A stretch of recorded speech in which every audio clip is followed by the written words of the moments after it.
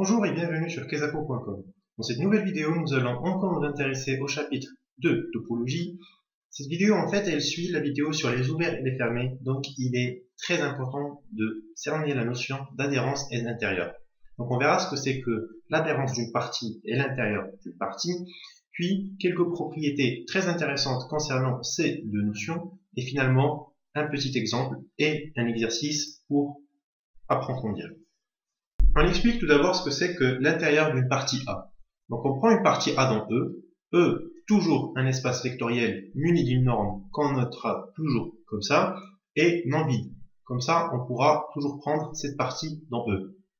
On définit l'intérieur de A, noté A ronde, avec ce petit cercle en haut, comme la réunion de tous les ouverts contenus dans A. C'est-à-dire, on prend A, c'est une partie, et on cherche tous les ouverts dans A. Tous les ouverts qu'on peut trouver dans A. Et en fait, la réunion de tous ces ouverts, c'est ce qu'on note A ronde.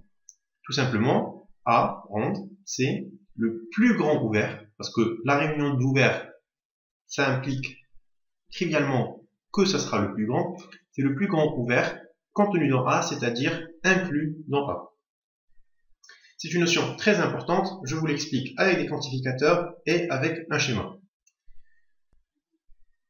Si on prend un x dans A ronde, c'est-à-dire dans l'intérieur de A, et en fait c'est une relation d'équivalence, x appartient à A ronde si et seulement si on peut trouver un certain rayon strictement positif, tel que la boule ouverte de centre x et de rayon R est incluse dans A. Qu'est-ce qu'on veut dire par cela? Si je prends un x dans A ronde, eh bien, je peux toujours loger une boule autour de x qui sera incluse dans A. Ça veut dire quoi? Ça veut dire que x en soi appartient à un des ouverts qui sont dans A ronde. Parce que A ronde, je l'explique, l'intérieur, c'est l'union de tous les ouverts qui sont inclus dans A. Et donc, on comprend facilement cette équivalence. Pour la constitution de A ronde, on prend en fait tous les ouverts qui sont dans A. Donc, par exemple, cette première boule, cette première ellipse ou patate, comme vous voulez, ce troisième ouvert, et ainsi de suite. Et à chaque fois, on prend des ouverts de plus en plus grands et on prend leur union. Et trivialement, ça va donner le plus grand ouvert inclus dans A.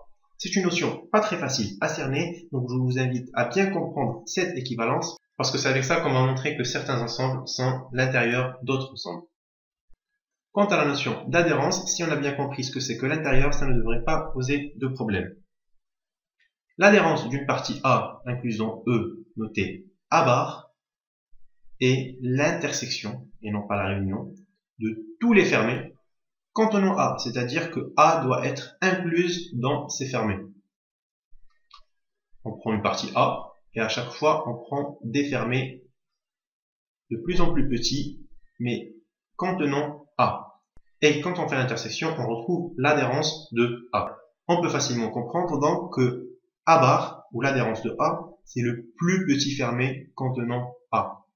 Car à chaque fois A est inclus dans ces fermés, et leur intersection, ça sera toujours un fermé, et ça sera le plus petit. Au sens de l'inclusion, car l'histoire de plus petit et plus grand ici, ça dépend de la relation d'ordre considérée sur l'ensemble des ensembles. Je vous invite à regarder le programme de première année pour bien comprendre ces histoires de relations d'ordre.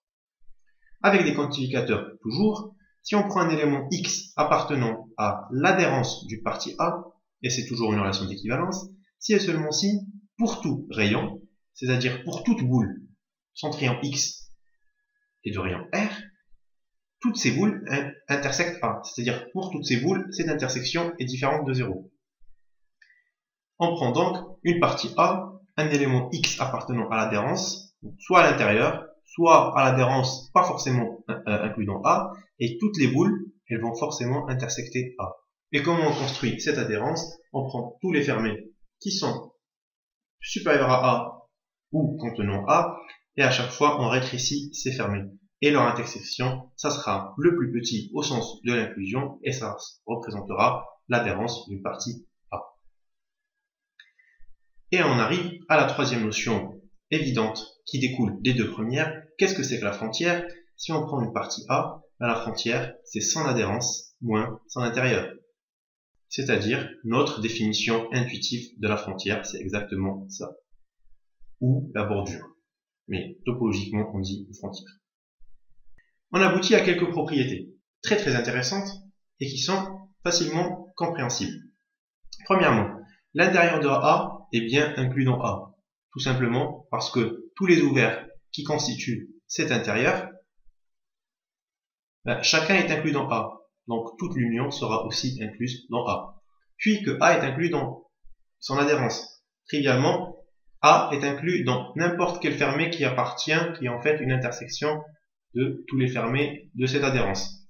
Et donc, A appartient à chaque fermé, donc elle appartient bien à l'intersection, donc elle appartient bien à A bar ou inclus dans A bar. Deuxième propriété, quand est-ce que l'intérieur de A est égal à A? En fait, c'est si et seulement si A est un ouvert. Tout simplement parce que si A est un ouvert, c'est trivialement le plus grand ouvert inclus dans A, puisque c'est lui-même, et si A rond est égal à A, on a vu dans la vidéo précédente qu'une union d'ouverts, c'est toujours un ouvert. Et comme A est égal à A rond, et A rond est un ouvert, donc A est un ouvert. Troisième propriété, c'est quand est-ce que A est égal à son adhérence. Et trivialement, ça sera quand A est un fermé.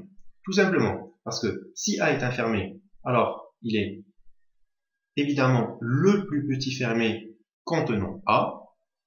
Et si A égale à A bar, et que A bar c'est l'intersection de fermé, et d'après la vidéo précédente, l'intersection de fermé c'est aussi un fermé, donc A est un fermé. On passe à une remarque très intéressante, c'est si deux normes sont équivalentes sur un même espace vectoriel normé. Et bien en fait, l'adhérence plus l'intérieur d'une partie, c'est les mêmes pour ces deux normes. Deux normes équivalentes dans un espace vectoriel normé induisent la même notion d'adhérence d'intérieur, ou plutôt définissent les mêmes adhérences et intérieurs pour une partie A. On passe à un exemple très intéressant, c'est en se plaçant sur R, muni de la valeur absolue, qui est, je le rappelle, un espace vectoriel normé. Et on cherche l'adhérence de Q, car déjà Q il est bien inclus dans R, et l'intérieur de Q. On arrive alors à montrer que l'adhérence de Q c'est R, et que l'intérieur de Q c'est l'ensemble vide. Comment on montre cela? On suppose déjà que l'intérieur de Q n'est pas égal à l'ensemble vide. On peut trouver un ouvert inclus dans Q. Et donc, ça implique qu'on peut trouver une boule de centre X appartenant à Q et de rayon R ouverte incluse dans Q.